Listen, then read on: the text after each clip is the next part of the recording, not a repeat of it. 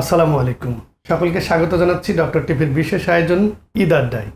দর্শক, আজ আমরা ঈদ কেমন কাটালাম, কেমন আনন্দ উপভোগ করলাম, পরিবার নিয়ে আত্মীয়স্বজন নিয়ে কিভাবে এনজয় করলাম সে সম্পর্কে কথা বলবো। আর এজন্য আমাদের স্টুডিওতে উপস্থিত রয়েছেন ডাক্তার মোহাম্মদ রফিকুল ইসলাম, পরিচালক, পুষ্টি ইউনিট, বাংলাদেশ কৃষি গবেষণা কাউন্সিল। স্যার আসসালামু আলাইকুম। আসসালাম, ভালো আছেন? ঈদ মোবারক। আলহামদুলিল্লাহ ভালো আছি স্যার। কেমন কাটলো আপনার ঈদ? আলহামদুলিল্লাহ খুবই ভালো কেটেছে। বিশেষ পরিবারের যারা আছে সবাই একসাথে উপস্থিত ছিলাম এবার, তো সবার সাথে খুব ভালো ঈদ কেটেছে আমাদের। ঢাকাতেই না ঢাকার বাইরে ছিলেন? ঢাকাতে ঈদ কেটেছে। স্যার, যদি শুরুতেই জানতে চাই যে আপনার শৈশব কৈশোর কিভাবে কোথায় কেটেছে? আসলে শৈশব যদি আমার জন্ম হচ্ছে টাঙ্গাইলের বাসাইল উপজেলায়, একটা বলে আমরা খাটুরা গ্রামে। তো আমার আব্বা চাকরির সুবাদে ঢাকাতেই থাকতেন আর কি, আব্বা বাবদাতে জব করতেন। তো সেই সুবাদে আমার যখন 5 বছর তখন আমরা ঢাকা চলে আসি, এবং স্কুলটা আমার শুরু হয়েছে ঢাকাতে। তাহলে তো স্যার ঢাকার ঈদ সংক্রান্ত অনেক স্মৃতি আপনার মাঝে রয়েছে। তো সেই সময় স্যার যখন শিশু বা শৈশবে ছিলেন, ছোট অবস্থায়, তখন ঈদ কেমন ছিল? আসলে ঈদটা যদি এখন কম্পেয়ার করি বা তখনকার ঈদ বলি, তখনকার আসলে আনন্দটা আরো অনেক বেশি ছিল। তখন আমরা অনেক দিন আগে থেকে প্রস্তুতি ছিল যে কবে ঈদ আসবে, আমরা ঈদের মধ্যে কি করব, কবে ঈদের গরুটা কোথায় কিনতে যাব। বড়দের তত ছোট ছিলাম, বড় অনেক সময় সাথে করে নিয়ে যেত না, তারপর আমরা এই গরু কিনে দেখতে ওনাদের সাথে যেতাম। সেই সময় তো অনেক ধরনের আনন্দ উপভোগ করতেন, তার মধ্যে সবচেয়ে বেশি আপনাকে টানতো কোন জিনিসটা, কাছে টানতো বা বেশি হৃদয়গ্রাহী হতো, ভালো লাগতো? যেটা আমার ছোটবেলাটা আসলে কেটেছে খিলগাঁওয়ে। তো ওইখানে আমাদের ফ্রেন্ড সার্কেল মোটামুটি প্রায় 15-20 জন ছিল এরকম। আমরা একই ক্লাসে পড়তাম বা এক ছোট উঁচু নিচু ক্লাসে পড়তাম, কিন্তু আমাদের একটা বড় সার্কেল ছিল। তখন আগের থেকে আমরা প্ল্যান করতাম আসলে আমরা কোন জায়গায় যাব। ওই সময়টা আমাদের মূল টার্গেট থাকতো যে শিশু পার্ক যেটা ছিল শাহবাগে, যেটা ওখানে ছিল, আমাদের ওখানে যেতেই হবে। শিশু পার্ক, রমনা পার্ক। তারপরে যখন তার থেকে একটু বড় হলাম, যে 8-9-এ পড়ি, তখন আমাদের চলে গেল হচ্ছে চিড়িয়াখানা, বোটানিক্যাল গার্ডেন একটু দূরে। আর আরেকটা জায়গা আমরা সবসময় যেতাম, আমরা দল বেঁধে যেতাম, সেটা হচ্ছে কমলাপুর একটা বড় মেলা হতো। কমলাপুর রেল স্টেশনের পাশে একটা খালি জায়গা ছিল, সবসময় হতো নাকি ঈদ উপলক্ষে? ঈদ উপলক্ষে ওটা 3-4 দিনের মেলা হতো, ওখানে আমাদের যেতেই হতো।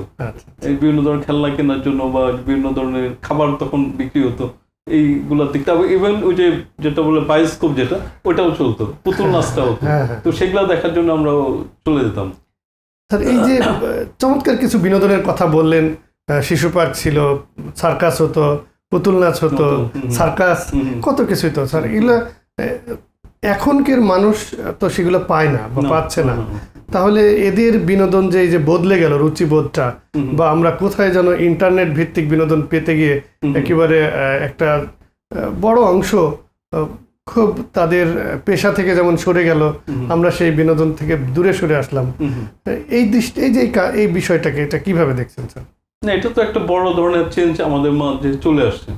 ওই জন্য বললাম যে আমাদের আনন্দ যেভাবে ছিল আর আমার এখন ছেলে বা মেয়েদের যে আনন্দ, কিন্তু টোটালি আমি দেখতে পাই যে পুরো দুই মেরুর জায়গা। যেমন আগে আমরা কিন্তু আগের থেকে প্ল্যান করতে, ঈদের মধ্যে কি করবো, ঈদের দিনটা কিভাবে কাটাবো, বন্ধু বান্ধব। কিন্তু আমার ছেলেকে কিন্তু বা মেয়েকে দেখে ওই জিনিসটা, ওরা সকালে উঠে যে মোবাইল শুরু করে বা মেসেজ করে, তার বন্ধু বান্ধব শুভেচ্ছা জানায়, তারপর হয়তো গেমস খেলতেছে। কিন্তু ইভেন যে কুরবানি ঈদ যাচ্ছে, গরুটা হয়তো দেখছে, কিন্তু কুরবানির প্রসেসের সাথে এরা কিন্তু সেইভাবে সম্পৃক্ত হয় না। বা পশু জবাই করা, মাংস কাটা, সেটা আত্মীয় স্বজনকে বিতরণ করা, সেটার মধ্যেও তারা খুব বেশি ইনভলভ হয় না। যে ওটা হচ্ছে বাবা আমাদের কাজ, ওইটা ওনারাই করবে। সুতরাং তাদের আসলে যেটা বললেন যে ইন্টারনেট ভিত্তিক তাদের যে আনন্দ, সেই জায়গাটা কিন্তু তারা আসলে চলে গেছে, বা ডিজিটাল প্ল্যাটফর্মের আনন্দতে তারা উপভোগ করে। কিন্তু রিয়েল জায়গায় যদি এখনো যদি কোথাও বলি যে ঘুরতে যাই, খুব বেশি তারা সাড়া দেয় আসলে সেটা না। হয়তো যদি বলে কোনো রিসোর্টে যাব, তখন তারা বলে আচ্ছা ঠিক আছে। তাছাড়াও স্যার একটা জিনিস লক্ষ্য করেছেন, আমাদের ঢাকা শহরে বিনোদন কেন্দ্রগুলিও যেন সংকীর্ণ হয়ে আসছে। শিশু পার্ক কিন্তু এখনো নাই, হয়তো আরো বেশি সর্বাধুনিক করবার জন্য সরকার উদ্যোগ নিলেও কিন্তু অনেক বছর হলো বন্ধ রয়েছে।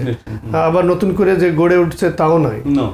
তো এটা হয়তো ঢাকার বাইরে রিসোর্ট কেন্দ্রিক কিছু বিনোদন গড়ে উঠছে, সেটা তো আর সবসময় যাওয়া যায় না বা পাওয়া যায় না, কস্টলি, এটা সবার জন্য আসলে সম্ভব হয় না, টাইমেরও একটা ব্যাপার থাকে, বিষয় আছে। তারপরে যাতায়াতে যে এটা আমরা যত ইজিলি খিলগাঁও থেকে কমলাপুর হেঁটে চলে যেতাম, কিন্তু এখন ছেলে মেয়েদের এই সাহসটাও কিন্তু খুব একটা যে পাচ্ছে তা না। না, বাবা মা তো টেনশনে পড়ে যায় যে ঘরের বাইরে একটু বের হলেই তো কখন জানি না ফিরে আসে, এবং প্রত্যেকটা বিনোদন কেন্দ্রে কিন্তু প্রচুর লোকজনের ভিড় থাকে। আর আমরা যে আগে যে সংস্কৃতিগুলো ছিল বললাম, যেটা মেলা ছিল, তারপরে যে পুতুল নাচ, সার্কাস, বায়োস্কোপ, এই জিনিসগুলো কিন্তু এখন নাই। একটা জিনিস লক্ষ্য করছেন স্যার, যে ইদানিং একটা জেনারেশন তৈরি হয়েছে যারা ডিজে পার্টির নামে দেখা যাচ্ছে ঈদ উপলক্ষেও তারা মানে বড় বড় ডেস্ক বাজিয়ে মিউজিশিয়ান এনে ঢাক ঢোল পিটিয়ে তারা ওই যে ট্রাকে করে মানে হ্যাঁ যেমন শব্দ দূষণ করছে, তেমন তাদের মধ্যে একটা উশৃঙ্খলতা আমরা লক্ষ্য করি। এটা খুব বেশি দেখা যাচ্ছে ইদানিং, এবং ওই জায়গাগুলোতে কিন্তু আমাদের যে রিয়েল যে কালচার সেটা কিন্তু আসলে নষ্ট হয়ে যাচ্ছে, এবং অনেক কিন্তু বড় অনেক ধরনের ইনসিডেন্টসও হচ্ছে। এবং যে আপনার যে আশেপাশে রিসোর্ট গুলা বা এগুলো দেখে যান, বা ওয়াটার যে কিংডম বা এগুলা যেগুলো আছে, ওখানে কিন্তু একই জিনিসটাই হচ্ছে, বড় বড় মিউজিক সিস্টেম এনে তারপর হচ্ছে এটা করছে। কিন্তু আমাদের অরিজিনাল যে আনন্দের বিষয়গুলো ছিল সেটাতে আসলে আমাদের এই প্রজন্মটা অনেক দূরে সরে গেছে। স্যার আমরা হয়তো কারণ অনুসন্ধান করলে অনেক দূর যেতে হবে, সেদিকটা আমরা নাই বা গেলাম।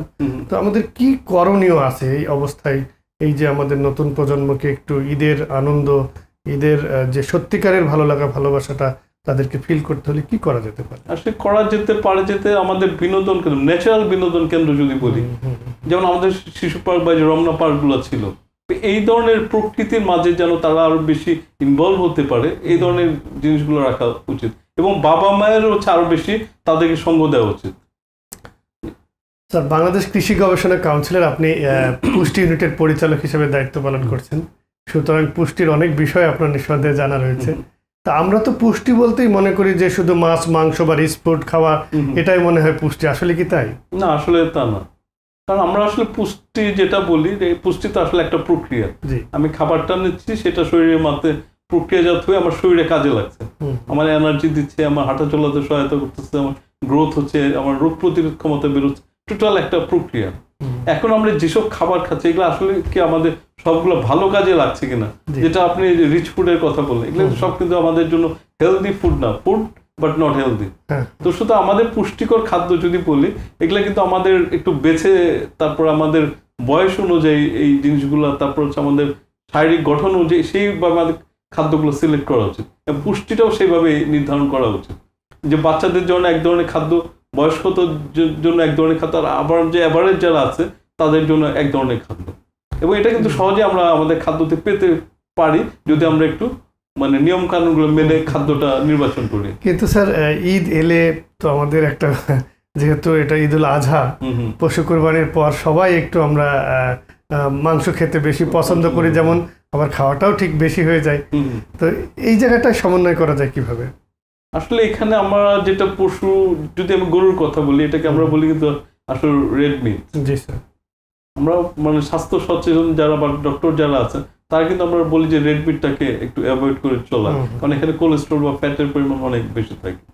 এখন ঈদুল আজহার স্বাভাবিকভাবে আমরা একটু মাংস বেশি খেয়ে থাকি, কিন্তু এটা যেন দীর্ঘদিন সময়টা না হয়, এক সপ্তাহ ধরে আমি মাংস খেয়ে গেলাম, এই জিনিসটা যেন না হয়, অর্থাৎ একটানা যেন না হয়। আমরা ঈদের সময়, ঈদের দিন বা ঈদের পর দিন একটু বেশি খাবো, এটা খুবই স্বাভাবিক, কিন্তু এটাকে বারণ করার জন্য যেন আমরা ওই খাদ্যের মধ্যে না থেকে একটু এক্সারসাইজ করি বা হাঁটা চলা বেশি করি, এই জিনিসটা আমাদেরকে মাথায় রাখতে হবে।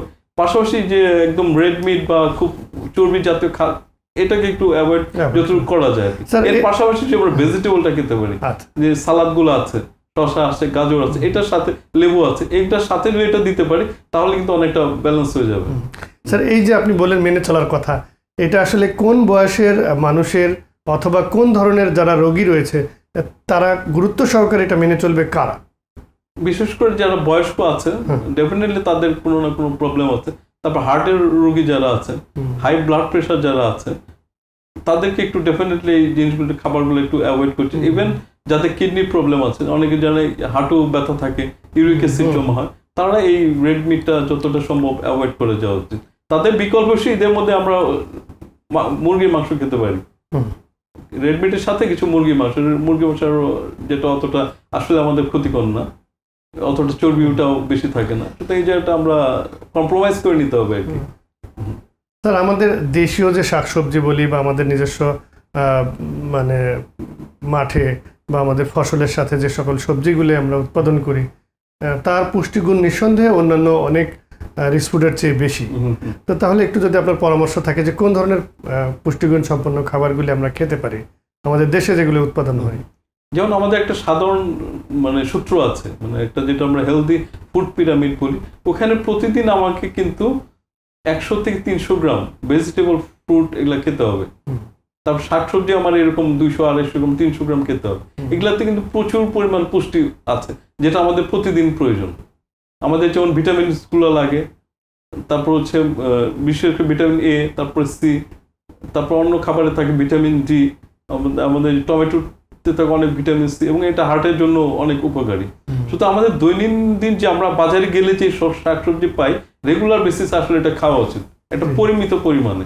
আমার কার্বোহাইড্রেটটা কমিয়ে দিয়ে আমাকে এই ভেজিটেবলসের দিকে একটু বেশি মনোযোগ দিয়ে, পাশাপাশি ফলে আমি বিশেষ বলবো যে আমাদের সিজনাল ফ্রুট যেগুলো আছে, যেমন এইটাকে বলি আমরা মধুমাস, এই সময় কিন্তু আম আছে, কাঁঠাল আছে, লিচু আছে, জাম আছে, এটা দিয়েও কিন্তু আমরা প্রচুর পরিমাণ পুষ্টি পেতে পারি।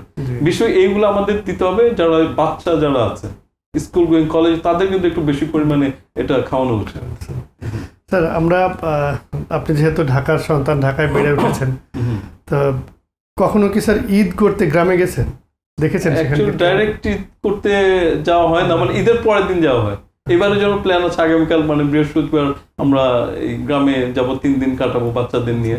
তাদেরকেও মানে ঢাকা শহর বাইরেও যে আরেকটা লাইফ আছে এটাকে আসলে তাদের অ্যাডজাস্ট বা দেখানোর জন্য, বোঝানোর জন্য, ফিল করতে পারে। স্যার এবার একটু ভিন্ন প্রসঙ্গে আসি, সেটি হচ্ছে যে আপনি পেশাগত দায়িত্বের কারণে অনেক সময় আমরা ঈদ কখনো কখনো পরিবারের সাথে করতে পারেন না আপনারা, এমনটি কি হয়েছে কখনো? আসলে এরকম খুব বেশি আমার হয়নি। স্যার এবার একটু ভিন্ন প্রসঙ্গে আসি, সেটি হচ্ছে যে আপনি পেশাগত দায়িত্বের কারণে অনেক সময় আমরা ঈদ কখনো কখনো পরিবারের সাথে করতে পারেন না আপনারা, এমনটি কি হয়েছে কখনো? আসলে এরকম খুব বেশি আমার হয়নি, কারণ আমরা যেহেতু গভর্নমেন্ট জব করি এবং ইমার্জেন্সি ডিউটিও আমাদের না, সুতরাং ম্যাক্সিমাম টাইমে আমরা হচ্ছে পরিবারের সাথেই করে থাকি, সুযোগটা পান। কিন্তু বিশেষ করে হসপিটাল কেন্দ্রিক যারা ডক্টররা ডিউটি করেন তারা অনেক সময় এটা মিস করেন। আমার ফ্যামিলিতে আমার ভাগ্নি আছে, সে গত রোজার ঈদে সে ছিলই না, মানে ভোরবেলায় ডিউটি শুরু হয়েছে, সে রাত্রেবেলা আসছে, হয়তো এবার সে থাকবে। যারা ইমার্জেন্সি ডিউটিতে যারা থাকেন তাদের আসলে এটা একটু কম্প্রোমাইজ করে নিতে হয়। তার একটু ব্যক্তিগত প্রশ্ন, পরিবারে কে কে আছেন, কে কি অবস্থায়? আচ্ছা, আমার হচ্ছে মানে আমার আম্মা আছেন, আব্বা বেঁচে নেই। তো আমার ওয়াইফ, একটা মেয়ে, একটা ছেলে। মেয়েটা হচ্ছে এখন ক্লাস 9-এ ময়মনসিংহ গার্লস ক্যাডেট কলেজে, আর ছেলেটা হচ্ছে ক্লাস 3-তে সাউথ পয়েন্ট স্কুলে। স্যার খুব কি আমরা তো এম ইন লাইফে লিখি কেউ ডক্টর হব, ইঞ্জিনিয়ার হব, কোন চিন্তা থেকে, মানে পারিবারিকভাবে নাকি নিজে থেকে চেয়েছিলেন যে ডক্টর হবেন তাই হয়েছেন এরকম কিছু? আসলে আমার ডক্টরটা কিন্তু একটু ডিফারেন্ট। আমি হচ্ছে মূলত আমার বাংলাদেশ এগ্রিকালচার ইউনিভার্সিটিতে আমি গ্রাজুয়েশন করেছি। তো এই ডক্টর যেটা আমরা পিএইচডি হোল্ডার, আপনি তো পিএইচডি হোল্ডার, রাইট। আমি সাউথ কোরিয়াতে থেকে ভেটেরিনারি মেডিসিনের উপর পিএইচডি করেছি। পাশাপাশি যে ডাক্তার যেটা বলেন, যেটা হচ্ছে ভেটেরিনারিয়ান, সেই ক্ষেত্রে আমি ডাক্তার, মানে দুইটাই কভার করেছি। আসলে যেটা বলেন যে ছোটবেলা আসলে এই ভেটেরিনারিয়ান হবো, এটা আসলে প্ল্যান ছিল না, বেসিক্যালি বেশি হিউম্যান ডাক্তার হওয়ার কথা ছিল।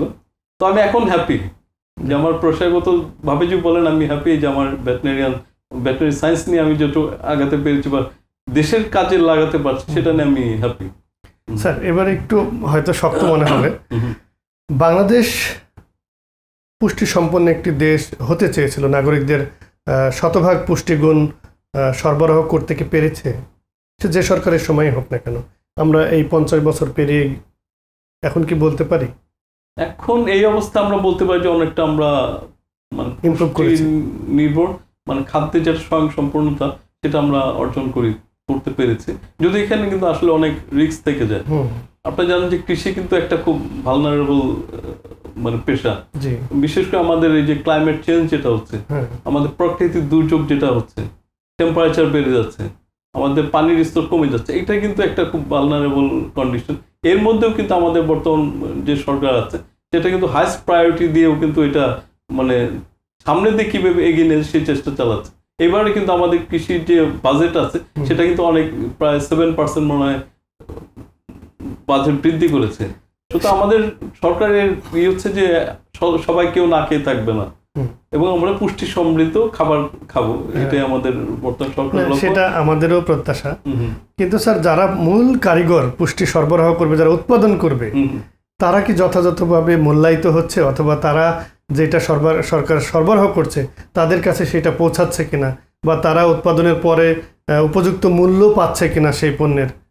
এইখানে একটা প্রশ্ন অবশ্যই আছে যে আমরা পত্রপত্রে প্রায় দেখি যে আমাদের খামারিরা মানে ন্যায্য মূল্যটা পাচ্ছেন না। এখানে দেখেন খামার যারা উৎপাদন করছে, উৎপাদন থেকে এবার আমার কনজিউমার পর্যন্ত এখানে তো একটা ভ্যালু চেইন আছে। এখানে কিন্তু একটা মিডল ম্যান, যেটা আমরা সবসময় বলি যে খামারির কাছ থেকে যে দামে কিনে নেয় তার অনেক বেশি দামে আমরা কনজিউমাররা কিনি, অর্থাৎ খামারি আমার যারা খামারি আছে তার প্রকৃত দামটা পাচ্ছে না। অনেক সময় বলা যে ধান উৎপাদন করতে যে তারা খরচটা উঠাতে পারছে না, এখানে লেবার কস্ট আছে, বিদ্যুৎ আছে, সার আছে, কিন্তু সরকার কিন্তু এখানে একটা বড় ভূমিকা নিচ্ছে, যেটা হচ্ছে ভর্তুকি কিন্তু দিচ্ছে। অর্থাৎ এটা এক ধরনের ইনভেস্টমেন্ট। আমার যদি খাদ্যটা নিশ্চিত করতে পারি তাহলে অন্য দিক দিয়ে কিন্তু আমরা দেশকে এগিয়ে নিয়ে যাওয়াটা অনেক ইজি হবে।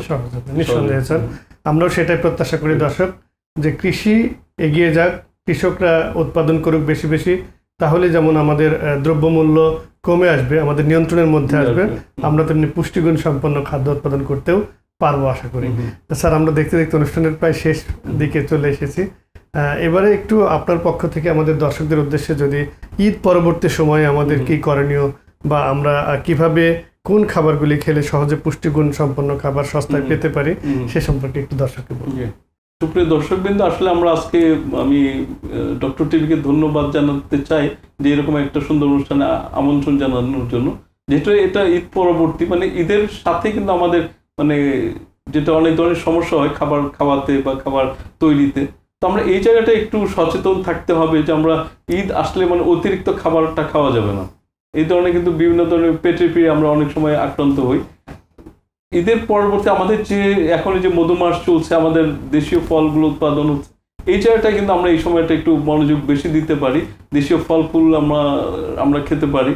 তারপর হচ্ছে আমাদের যে শাকসবজি যেটা আছে খুব অল্প মূল্যে এটা পাওয়া যায়, এটা কিন্তু প্রচুর পুষ্টি আছে, সেটা আমাদেরকে বেশি করে খেতে হবে, আমাদের বাচ্চাদেরকেও বেশি করে দিতে হবে। সাথে সাথে আমাদের প্রোটিনের চাহিদা পূরণ করার জন্য কিন্তু প্রতিদিন অ্যাটলিস্ট একটা করে ডিম, 1 গ্লাস দুধ খাওয়া উচিত, এবং এটা আমরা বেশিরভাগ ক্ষেত্রে এটা আমরা প্রাপ্যতা আমাদের আছে। সুতরাং আমরা এই ধরনের স্বল্প মূল্যের পুষ্টিগুণ সমৃদ্ধ খাবার আমরা নিশ্চিত করতে পারলে আমরা একটা সুস্থ মেধাবী জাতি গঠন করতে পারবো, যেটা আমাদের বর্তমান সরকারেরও লক্ষ্য।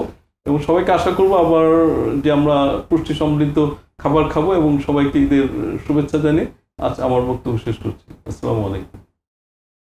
স্যার, আপনাকে অসংখ্য ধন্যবাদ, চমৎকার করে বলেছেন স্যার। আসলে আপনার পরামর্শগুলো দর্শক আমরা যদি মেনে চলতে পারি, তাহলে এই মধুমাসে বা এই এখন যে সস্তায় সহজে আমরা যে মৌসুমি ফলগুলি পাচ্ছি, সেগুলি খেলে আমরা নিঃসন্দেহে অনেক পুষ্টি সমৃদ্ধ হবো। স্যার, আপনাকে অসংখ্য ধন্যবাদ জানাচ্ছি আমাদের স্টুডিওতে এসে সময় দেওয়ার জন্য। আবারও নিঃসন্দেহে ভবিষ্যতে আপনাকে পাবো আশা রাখছি। ইনশাআল্লাহ, আপনাকেও ধন্যবাদ, ডক্টর টিভিকেও ধন্যবাদ। ধন্যবাদ স্যার। প্রিয় দর্শক, এই ছিল আমাদের আজকের আয়োজন। আমাদের মাঝে উপস্থিত ছিলেন পুষ্টি ইউনিট বাংলাদেশ কৃষি গবেষণা কাউন্সিলের সম্মানিত পরিচালক doctor Rafiqul Islam sir. Sir নিঃসন্দেহে যে পরামর্শগুলি দিয়েছেন সেগুলি আমাদের সবার জন্য খুব খুব বেশি উপকারী। আমরা চেষ্টা করব এই পরামর্শগুলি মেনে চলবার। সকলের সুস্বাস্থ্য সুন্দর জীবন কামনা করে আজকের মতো আমি আব্দুল গনি বিদ্যান বিদায় নিচ্ছি। আবারও সকলকে ঈদ মোবারক।